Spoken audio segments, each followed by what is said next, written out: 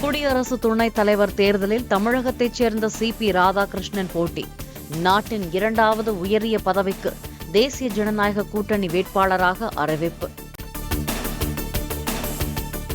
சமூக சேவை மற்றும் விளிம்பு நிலை மக்களுக்கு அதிகாரம் அளிப்பதில் எப்போதும் சிபிஆர் கவனம் செலுத்தியுள்ளதாக பிரதமர் மோடி பாராட்டு.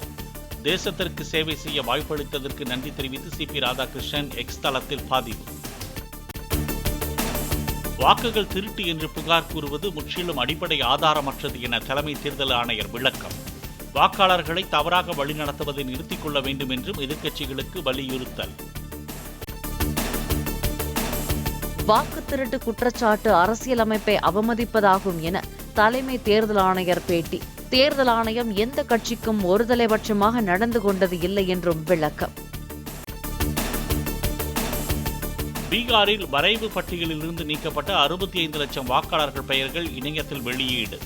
உச்சநீதிமன்றம் உத்தரவிட்டதை அடுத்து தேர்தல் ஆணையம் நடவடிக்கை. சீன வெளியுறவு அமைச்சர் வாங் யி 3 நாள் பயணமாக இன்று இந்தியா வருகிறார்.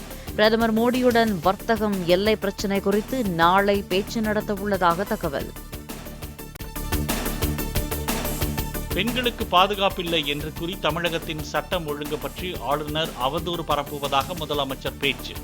தமிழ்நாட்டை விடுத்து பாஜக ஆளும் மாநிலங்களுக்கு சென்றுதான் ஆளுநர் கம்பு சுற்ற வேண்டும் என விமர்சனம். எதிர்க்கட்சிகளை விட ஆளுநர் மலிவான அரசியல் செய்வதாக முதலமைச்சர் மு.க.ஸ்டாலின் பேச்சு. தமிழ்நாடு அரசுக்கு எதிராக வதந்தி பரப்புவதில் ஆளுநர் முதன்மையானவர் என்றும் விமர்சனம். பாமக நிறுவனர் ராமதாஸ் கட்சியின் தலைவராக தொடர்வார் என சிறப்பு பொதுக்குழுவில் தீர்மானம். மே 30ஆம் தேதி கட்சி தலைவராக பொறுப்பேற்ற நிலையில் அந்த பதவியில் ராமதாஸ் நீடிப்பார் என ஒருமனதாக அங்கீகாரம். கூட்டணி குறித்து முடிவெடுப்பதில் சிறப்பாக செயலாற்றுவேன் என பாமக நிறுவனர் ராமதாஸ் உறுதி. தான் டாக்டர் என்பதால் பாமகவினரின் மனங்களை எக்ஸ்ரே செய்து அவர்கள் விருப்பப்படி முடிவெடுப்பேன் என பேச்சு. வன்னியர்களுக்கு கல்வி, வேலைவாய்ப்பில் 10.5% இடஒதுக்கீடு வழங்க தமிழக அரசை வலியுறுத்தி போராட்டம் நடத்தப்படும் என ராமதாஸ் அறிவிப்பு. முதலமைச்சர் மு.க.ஸ்டாலின் நினைத்தால் 1 வாரத்தில் கொடுக்க முடியும் என்றும் பேச்சு. புதுச்சேரியில் நடத்தப்பட்ட கூட்டம் பாமக பொதுக்குழு அல்ல என்று கட்சியின் செய்தி தொடர்பாளர் கே. பாலு அறிவிப்பு. பொதுக்குழுவில் எடுக்கப்பட்ட முடிவுகள் பாமகவை கட்டுப்படுத்தாது என்று அறிக்கை. தனியார் நிறுவனங்களில் உள்ளூர் மக்களுக்கு வேலை வழங்க ஆந்திரா, கர்நாடகாவில் சட்டம் உள்ளதாக அன்புமணி பேச்சு. தமிழகத்தில் அத்தகைய சட்டத்தை கொண்டுவர திமுகவுக்கு துப்பு இல்லை என காட்டம்.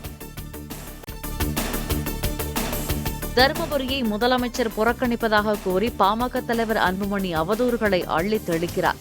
அரைவேக்காட்டுத்தனமாக அறிக்கை வெளியிடுவதை நிறுத்திக் கொள்ளுமாறு அமைச்சர் எம்.ஆர்.கே. பன்னீர்செல்வம் காட்டம். செஞ்சியில் நாம் தமிழர் கட்சி சார்பில் நடைபெற்ற பொதுக்கூட்டத்தில் செய்தியாளர்களுக்கும் பவுன்சர்களுக்கும் இடையே வாக்குவாதம். கூட்டத்தில் சலசலப்பு ஏற்பட்டதை அடுத்து மேடையில் பேசிக் கொண்டிருந்த சீமான் ஆக்ரோஷத்துடன் கீழே இறங்கினார். தூய்மை பணியாளர்களை பணி நிரந்தரம் செய்யக்கூடாது என திருமாவளவன் பேச்சு. குப்பை அள்ளுபவர்களை நிரந்தரமாக குப்பையை மட்டுமே அள்ளுங்கள் என்று சொல்வதில் தனக்கு உடன்பாடு இல்லை எனவும் கருத்து. திருமாவளவன் பட்டியலின மக்களுக்கு மிகப்பெரிய துரோகத்தை இழைத்து வருகிறார். கூட்டணியில் ஒட்டிக்கொண்டு பதவிக்காக செயல்படுவதாக மத்திய இணையமைச்சர் எல். முருகன் குற்றச்சாட்டு. மதுரையில் வரும் வியாழக்கிழமை நடைபெறும் தாவேக மாநாட்டிற்கான இறுதிக்கட்ட பணிகள் தீவிரம். மாநாட்டு திடலில் 100 அடி உயர கொடிக்கம்பம் அமைப்பதற்கான பூர்வாங்க பணி தொடக்கம்.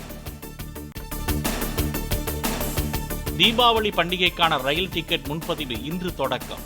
அக்டோபர் 17ஆம் தேதி பயணிப்போர் இன்று முன்பதிவு செய்யலாம் என தெற்கு ரயில்வே அறிவிப்பு.